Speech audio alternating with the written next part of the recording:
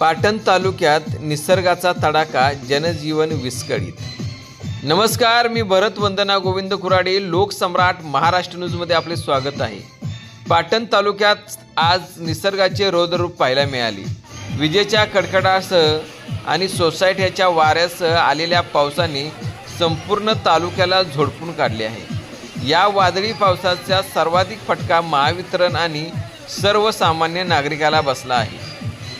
आज दुपारनंतर वातावरणात अचानक बदल झाला आणि विजेच्या कडकडाटासह पावसाने जोरदार हजेरी लावली।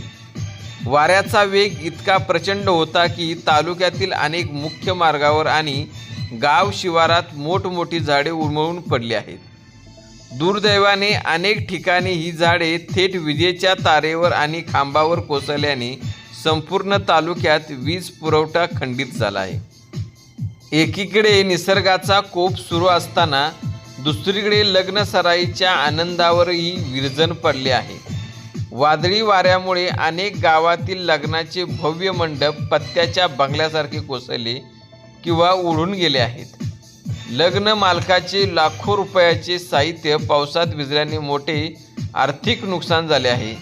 ऐन मुहूर्ताच्या वेळी आलेल्या या संकटामुळे वऱ्हाडी मंडळीत मोठी धावपळ पाहायला मिळाली।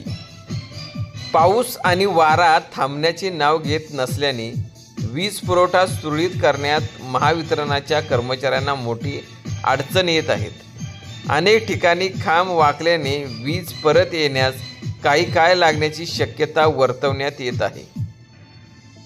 व्हिडिओ जर्नलिस्ट आकाश वाळवेकरसह मी भरत कुराडे, लोकसम्राट महाराष्ट्र न्यूज, पाटण।